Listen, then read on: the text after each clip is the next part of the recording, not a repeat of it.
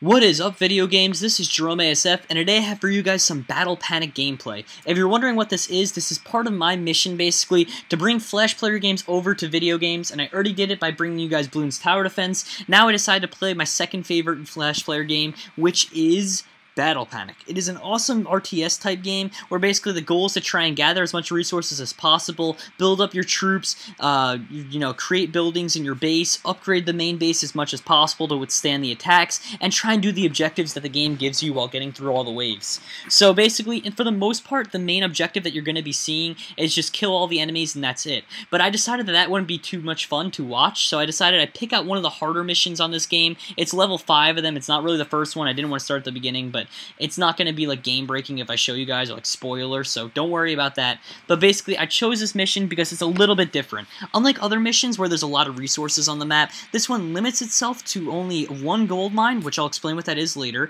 and like maybe 10 or 15 trees, which is really bad for you. The way you do get your money is by holding out long enough for reinforcements to come and drop off supplies. So it's a cool concept, and it's definitely different. There we go. See, the supplies came now, and now we can start building other types. So let me give you guys a little overview of the game. So now you have your main base, which you can upgrade here, which I'll do so now, and the benefits to that is getting a stronger base, as well as being able to collect resources a little bit faster. So instead of it being 10 every half second, it's now 15 every half second, as you can see there. And you can do it up to 3 times to get it to 25 every half second.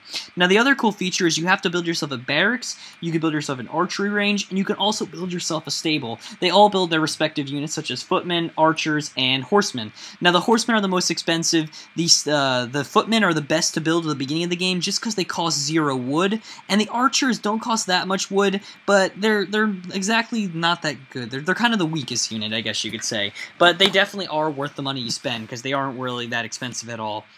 So, the cool part about this game is that there's unit diversity, and that whatever the enemies throw at you, you have to try and counter it. So right here comes some bone crushers. Their huge maces are good at killing our footmen. So what do? We start building a bunch of archers, or perhaps we even build horsemen. That way we can counter them. Otherwise, they'd be massive trouble. Now, the other cool feature I like about this game is that it's a very active RTS game. So unlike other ones where you let your units collect the resources, or villagers, or things like that, you're the one who's actually collecting the resources, you're building the units, and you're also maintaining the units as well, and I'll explain maintaining them in a second. So, as you can see, that's building in the horsemen. You can tell how expensive they are. It's a little bit ridiculous. But the way you maintain your men is by holding your cursor over them, and look at that, you can heal them up, as well as actually kill enemies, which I'll show in a second. So as the enemies start to spawn in at the beginning of the wave, here we go.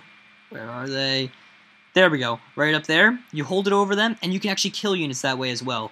I usually choose to spend most of my time just gathering resources, but sometimes healing and killing can be beneficial to your army, especially if you're down on numbers or whatever the case may be.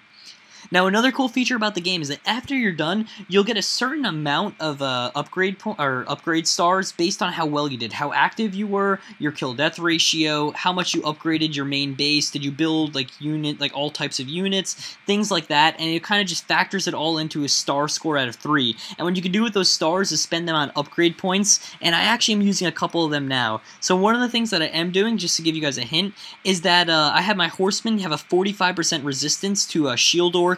You can do things like that. You can also do something where my footmen actually cost a little bit cheaper. That's why it's 79 coins, really supposed to be 80, and I know that really doesn't make a difference. It's because I never fully upgraded that area, but that's just a suggestion for one area you can upgrade. And other cool features that there are include things like increased cursor abilities. So like I mine gold a lot faster, as well as gather logs from trees a lot faster as well, just because of the upgrades that I have. But you can try and do other things, such as get it so that your cursor does extra damage in battle. Perhaps it makes troops a little bit more quickly, or even kills enemies even better. So really, there's a lot of cool things you can do with this game. Now, I know I've been kind of glorifying this game and saying all the cool features about it, so let me move on to one of the less appealing features, and that is that if you spam out enough troops, it's basically endgame. And I know that that makes sense. You're like, well, of course, Jerome, you know what I mean? If you build a lot of troops, it's gonna be the end of the game. But it's just, this game has a different feel to it. It quite literally, there's nothing that they can do if you just, oh, we got ourselves a lot more resources, if you just spam out troops. So if I was just holding over this archery range now with all those like resources I just has gathered, I really can't lose with these next 3 waves, just because you overwhelm them so much that sometimes they don't even get close enough to attack. So I'll let you guys see what happens as this next wave comes in, and I've just spammed in all those archers. You can tell the troop number at the top of the screen, so 53 footmen, 77 archers, and 15 horsemen. But you ready, guys? Just watch. Here we go. Watch the shield door try and come in. They literally die almost before the horsemen even make contact, and even when the horsemen make contact, they don't make contact with him. So really, you're kind of invincible at this point, which is one of the cheaper points of this game. I will admit, that's what makes it boring. But the thing is, now this is where I'm going to glorify the game again, it corrects itself later on in the game, because as you get further on, it starts you off with a lot less resources. You don't get any resource dumps like you do on this level, and the other cool thing about it is that they start sending in a lot more men. So really, it's not like you can get to a point where you overwhelm them like this, except I will give a little bit of a spoiler. The last level is 32 waves long. It takes about half an hour to beat, which is why I chose not to do it, even though it would have been the most exciting. But the reason why that level's a little bit different is because there's so many dang waves, you have enough time to try and upgrade all your troops, and you can just spam out as many as you want, and by the end of the game, you end up having like something ridiculous around, say, like 200, 300 troops in the field.